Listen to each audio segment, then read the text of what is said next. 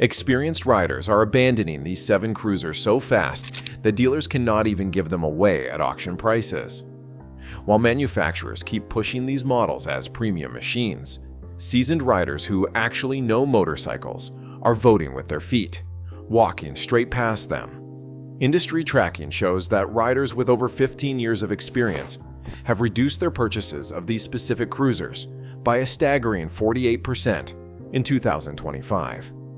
We are witnessing the complete collapse of trust between experienced riders and the brands they once swore by. For decades, marketing campaigns promised these cruisers represented the pinnacle of American motorcycle engineering and touring comfort. The reality hitting showrooms tells a completely different story. In this video, I will break down exactly which 7 cruisers experienced riders refuse to buy, the critical flaws that cause this unprecedented rejection, and why your riding buddies might be secretly planning their exit from these brands. Stay until the end, because what I reveal about the most abandoned cruiser will change everything you thought you knew about motorcycle value. Number 7. Honda. Once the definition of bulletproof reliability in the cruiser segment, the Honda Shadow has become the poster child for bikes that are stuck in time. Despite its reputation for mechanical dependability, experienced riders are abandoning it in droves for lighter, more agile machines. Dealers report Shadow inventory sitting on showroom floors for 9+ months, with trade-in values plummeting below practical ownership costs. The Shadow's dated technology, uninspiring performance, and increasingly out-of-touch styling have made it nearly invisible to experienced riders seeking motorcycles that match contemporary riding expectations. Number 6. Suzuki. The Boulevard S40's disappearance from the market has been so complete that many dealers have stopped ordering them entirely. This once popular entry-level cruiser has nearly vanished from dealer showrooms and rider conversations alike. Despite its affordable price point, the S40's anemic performance, dated design, and lack of technological features have made it irrelevant to today's experienced riders. Trade-in values have collapsed so dramatically that many owners are simply keeping S40s as second bikes, rather than accepting the financial loss of selling. One dealer in Colorado has not sold a single S40 to a rider with more than 5 years of experience in over 18 months. Number 5. Yamaha. Yamaha's answer to the affordable American cruiser is being quietly phased out by dealers amid stagnant sales and rapidly cooling aftermarket support. The Bolt was once heralded as the affordable Harley alternative that would bring younger riders into the cruiser segment. Instead, it's become another casualty of changing rider preferences. Experienced riders complain about its limited suspension travel, an uncomfortable riding position for anything beyond short trips, and the complete absence of modern technology. Aftermarket companies have drastically reduced new product development for the platform, signaling a lack of confidence in its future viability. Number 4. Indian Scout. Perhaps the most surprising entry on our list, the Indian Scout was once the breakout hit that signaled the brand's successful resurrection. Now, used listings are flooding the market, with prices dropping rapidly as veteran loyalty shifts to mid-size competitors that offer more modern features. Despite its beautiful styling and heritage cachet, experienced riders report growing frustration with the Scout's limited range, uncomfortable ergonomics on longer rides, and disappointing parts availability. Dealers who once had waiting lists for Scouts now offer substantial discounts just to move floor models, with some offering up to 15% off the manufacturer's suggested retail price without negotiation, which was unheard of just 3 years ago. Number 3. Kawasaki. Vulcan 900 has experienced one of the most dramatic falls from grace in the cruiser market. Once praised for blending Japanese reliability with American cruiser styling cues, it is now routinely overlooked by experienced riders seeking more dynamic motorcycling experiences.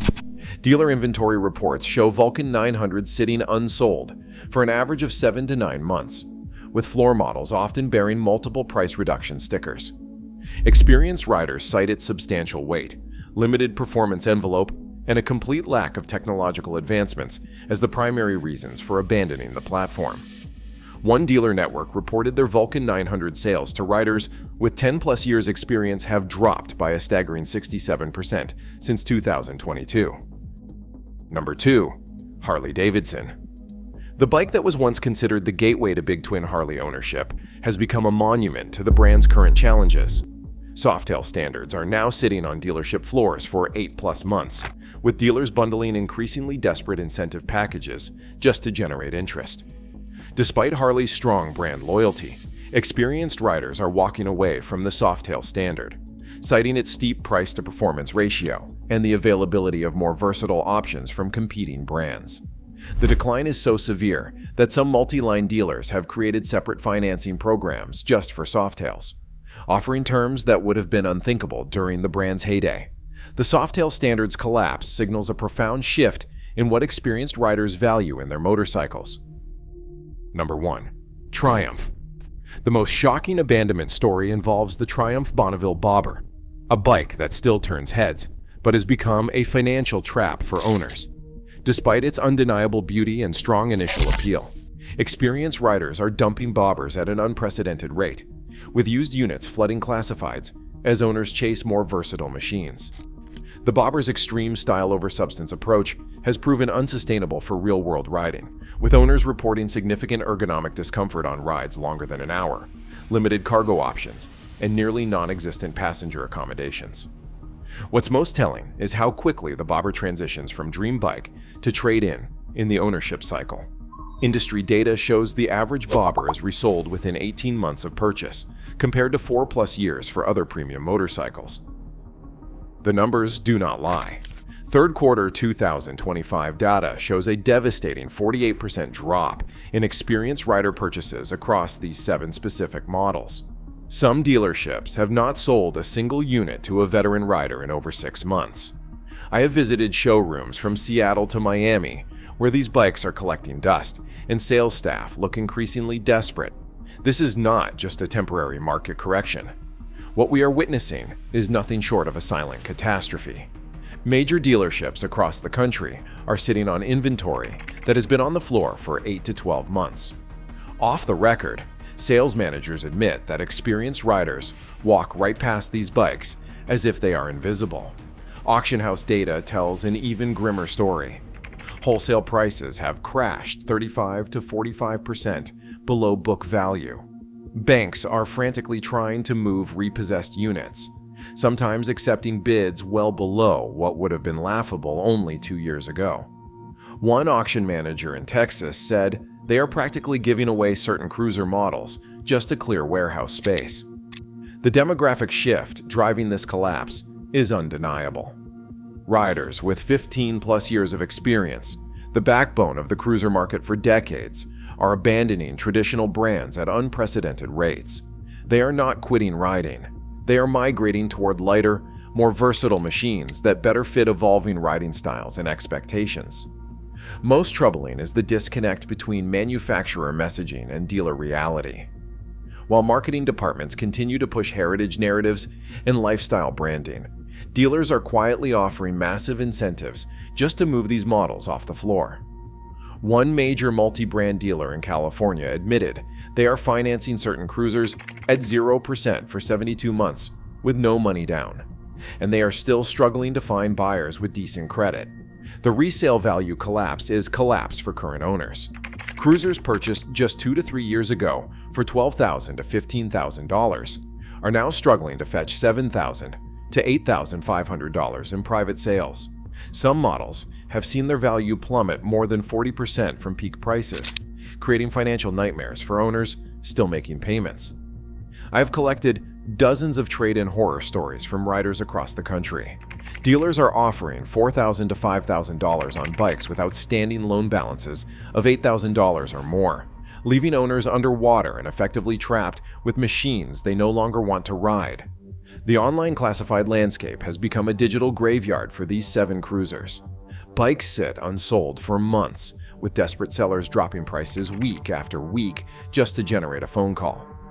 One owner I interviewed has had his 2023 cruiser listed for 8 months, dropping the price 11 times without a single serious offer. The financing situation has created a perfect storm. Banks and credit unions have dramatically tightened the lending standards on these specific models due to their poor resale performance. Even buyers with excellent credit face higher interest rates, and lower loan-to-value ratios, making new purchases increasingly difficult to finance. One credit union loan officer confided that they have placed certain cruiser models on an internal high-risk list, requiring substantial down payments that few buyers are willing to make. This value collapse has created a devastating ripple effect throughout the dealer network. Used motorcycle lots are overflowing with trade-ins nobody wants, forcing dealers to wholesale at massive losses just to free up capital and floor space. Several multi-line dealers told me off the record that they are now refusing to take certain cruiser models on trade at any price, regardless of condition, because they simply cannot move them without taking a significant loss. So what exactly drove experienced riders to abandon these once beloved machines? The answer is a perfect storm of factors that manufacturers failed to address until it was too late. First, there is the performance versus weight reality. Modern riders are increasingly demanding better power-to-weight ratios from their machines. One 20-year veteran with over 200,000 miles under his belt told me that these cruisers feel like riding a living room sofa compared to the new retro standards and adventure bikes. The physics are undeniable. Many of these abandoned cruisers tip the scales at 650 to 750 pounds while delivering less usable real-world performance than machines weighing 150 pounds less. Then there is the maintenance cost explosion. Parts and service expenses have skyrocketed 25 to 30% since 2022, making ownership increasingly expensive for machines that, statistically speaking, spend more time in garages than on roads. Routine service intervals on some of these cruisers now cost upwards of $800 to $1,000, making ownership financially punishing for machines that might only see 2,000 to 3,000 miles annually. The technology gap has become impossible to ignore. Younger experienced riders from 35 to 50 expect modern features like customizable ride modes, sophisticated traction control, and seamless smartphone integration. These abandoned cruisers largely offer none of these features, instead relying on heritage and authentic experience marketing that increasingly falls on deaf ears. As one 42-year-old former cruiser devotee put it, "Why should I pay premium prices for technology from 2010? Perhaps most significant is the evolution in riding styles. Veterans who once defined their riding identity through weekend cruising are increasingly shifting toward adventure touring and sport touring. They are seeking machines that can handle varied terrain and longer distances with greater comfort and capability. The traditional cruiser geometry, feet forward, arms stretched wide, spine compressed, feels increasingly outdated compared to the neutral ergonomics of modern alternatives. Finally, there has been a remarkable cultural shift away from the chrome and noise aesthetic that defined cruiser culture for decades. Experienced riders are increasingly embracing minimalist designs and practical performance over traditional cruiser styling and attention-grabbing exhausts. One industry insider confided that the days of paying thousands extra for chrome packages and Stage 1 exhaust upgrades are over. Riders want their money to buy performance and versatility, not just looks and sound. The next 6 to 12 months represent an unprecedented buying opportunity for those willing to accept depreciation risk. Some of these models will be available at 50% or more off their original MSRP as dealers become increasingly desperate to clear inventory. For riders who understand exactly what they are getting and have realistic expectations, these fire sale prices could represent genuine value, particularly for those who plan to keep the bike long-term and are not concerned about future resale. For current owners, the message could not be clearer: sell now. Values are continuing to drop, and spring 2026 will likely bring even more inventory flooding the market as fair weather riders emerge from winter storage and face the reality of their depreciated assets. The financial writing is on the wall. Waiting will almost certainly mean accepting an even lower price. The industry is heading for an unavoidable restructuring. Manufacturers will be forced to completely rethink their cruiser strategies, with several models likely to be discontinued entirely by 2027. Production numbers are already being quietly reduced, and dealer allocations have been cut dramatically for certain underperforming models. The days of packed showrooms with endless rows of cruiser variants are coming to a close, Not every brand will suffer equally in this transition. Certain cruiser manufacturers are weathering this storm better by adapting to modern rider demands for versatility and value. These survivors are incorporating advanced electronics, reducing weight, improving ergonomics, and creating machines that excel at more than just boulevard cruising. The cruisers that emerge from this market correction will be fundamentally different machines, lighter, more technologically advanced, and designed for riders who expect their motorcycles to excel in multiple riding scenarios. The traditional cruiser market as we knew it is effectively dead. What emerges will prioritize performance, technology, and practical versatility over heritage marketing and styling cues. The next generation of cruisers will need to deliver genuine capability alongside their distinctive looks, or they will continue to be abandoned by experienced riders who have more options than ever before. The 7 cruisers we have examined represent more than just failing models. They signal a fundamental shift in what experienced riders value in their motorcycles. Performance over posturing, versatility over visual impact, technology over tradition. The collapse we are witnessing is not just about dollars and cents. It is about a profound realignment of what constitutes value in the motorcycle world. Brands that fail to recognize the shift are doomed to watch their once loyal customers walk away without looking back. What we are seeing is a motorcycle market dividing into 2 distinct realities: manufacturers still living in the past, and riders firmly focused on the future. The question is no longer which of these 7 cruisers will recover. It is which brands will survive the transition to what comes next. Do you agree with my assessment of these abandoned cruisers? Which manufacturer do you think will be the next to fall? Drop your thoughts in the comments below, and subscribe to see my next analysis of the models that experienced riders are actually buying to replace these dinosaurs.